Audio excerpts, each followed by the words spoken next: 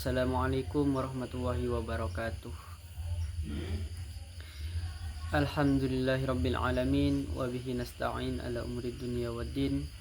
Wassalatu wassalamu ala asyrafil anbiya wal mursalin sayyidina Muhammadin wa ala alihi wa sahbihi ajma'in, amma ba'du.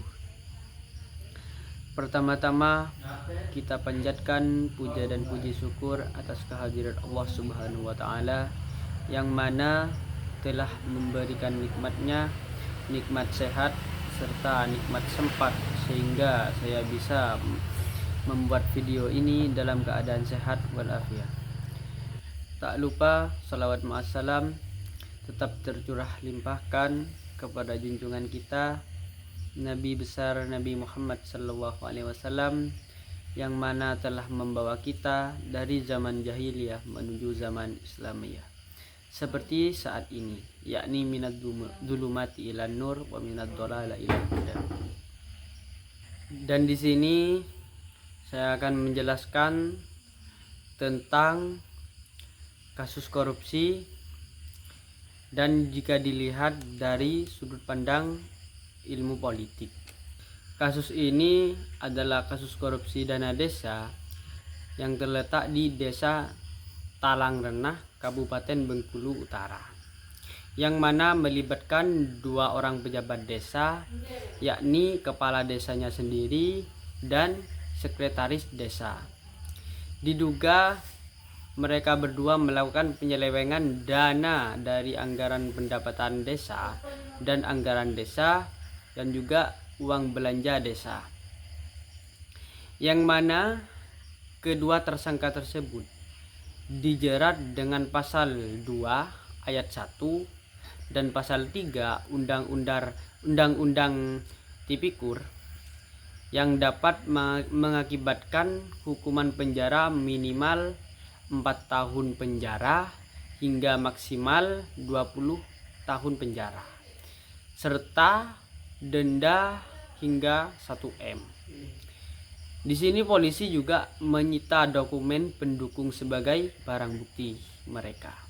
Dari berita kasus tersebut, jika dilihat dari sudut pandang politik, memiliki beberapa poin penting. Poin penting yang pertama yakni komitmen pemerintahan dalam pemberantasan korupsi. Langkah tegas pemerintahan Prabowo Subianto dalam memberantas korupsi, memperkuat legitimasi pemerintah di mata rakyat. Tindakan ini menunjukkan bahwa korupsi tidak hanya dilihat sebagai masalah hukum, tapi juga sebagai ancaman terhadap stabilitas sosial dan ekonomi. Yang kedua adalah masalah dalam desentralisasi dan pengawasan. Kasus korupsi ini menunjukkan kelemahan dalam sistem desentralisasi dana desa yang seharusnya digunakan untuk pembangunan seringkali disalahgunakan karena lemahnya pengawasan dari pemerintah. Dan yang ketiga, korupsi sebagai masalah sistematik. Korupsi di tingkat desa bukan hanya soal perilaku individu, tetapi juga mencerminkan budaya politik yang mengutamakan hubungan pribadi atau keluarga. Dalam kasus ini, hubungan ayah dan anak berperan dalam keputusan yang tidak profesional. Kasus ini menunjukkan bahwa transparansi dalam kontrol yang ketat, korupsi akan terus terjadi. Terus yang keempat adalah pengaruh terhadap kepercayaan masyarakat. Membongkar kasus seperti ini bisa meningkatkan kepercayaan masyarakat pada pemerintah dan penegak hukum. Dan yang kelima, dampak pada politik lokal dan nasional. Di tingkat lokal, kepala desa yang terlibat korupsi biasanya kehilangan kepercayaan masyarakat di desanya, dan di tingkat nasional, pemberantas korupsi bisa menjadi bukti bahwa pemerintah serius menjalankan janji-janjinya atau tugas-tugasnya. Terus yang selanjutnya saya akan menjelaskan tentang kondisi politik pada saat ini. Yang pertama, pemberantasan korupsi yang sudah mulai tegas. Saat ini pemerintah mulai serius menangani kasus korupsi, dan banyak koruptor yang sudah tertangkap pada saat ini. Ini menunjukkan bahwa pemerintah ingin membersihkan sistem. Terus yang kedua, pergantian pemimpin yang stabil.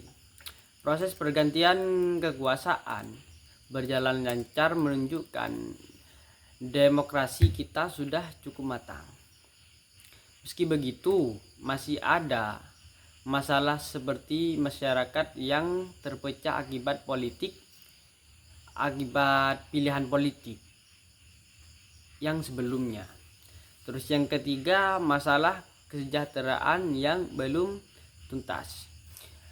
Walaupun ada perbaikan di beberapa sektor, masalah seperti harga barang mahal, pengangguran, dan akses pendidikan masih menjadi tantangan besar.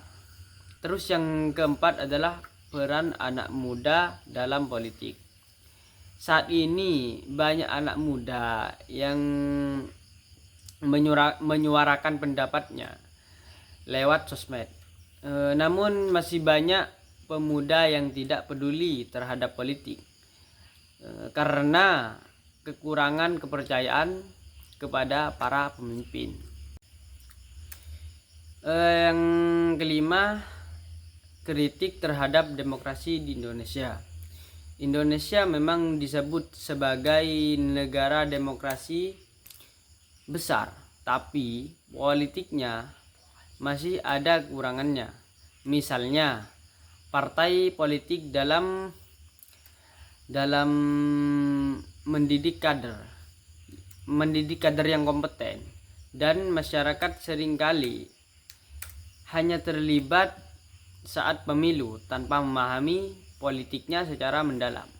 Jadi, secara keseluruhan, menurut saya pribadi, kondisi politik Indonesia saat ini masih sedang perkembangan.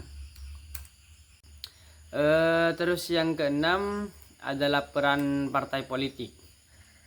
Peran partai politik sangat berpengaruh dalam menentukan arah kebijakan negara. Yang mana saat ini partai-partai benar-benar bekerja sama dengan pemerintahan, tetapi oposisi atau pihak yang seharusnya mengawasi pemerintah dianggap kurang kuat. Terus yang ketujuh ialah masalah politik daerah. Di daerah, pemerintah lokal masih punya banyak masalah seperti korupsi dan tata kelola yang salah. Salah satu contohnya ialah kasus penyalahgunaan uang desa yang menunjukkan kurangnya pengawasan terhadap kepala desa dan pejabat setempat. Jadi cukup itu yang bisa saya jelaskan terkait tentang kasus korupsi, dan jika dilihat dari sudut pandang politik. Dan jika ada kesalahan perkataan maupun penjelasan yang saya ucapkan, mohon maaf yang sebesar-besarnya. Wabillahi taufik wal hidayah. Assalamualaikum warahmatullahi wabarakatuh.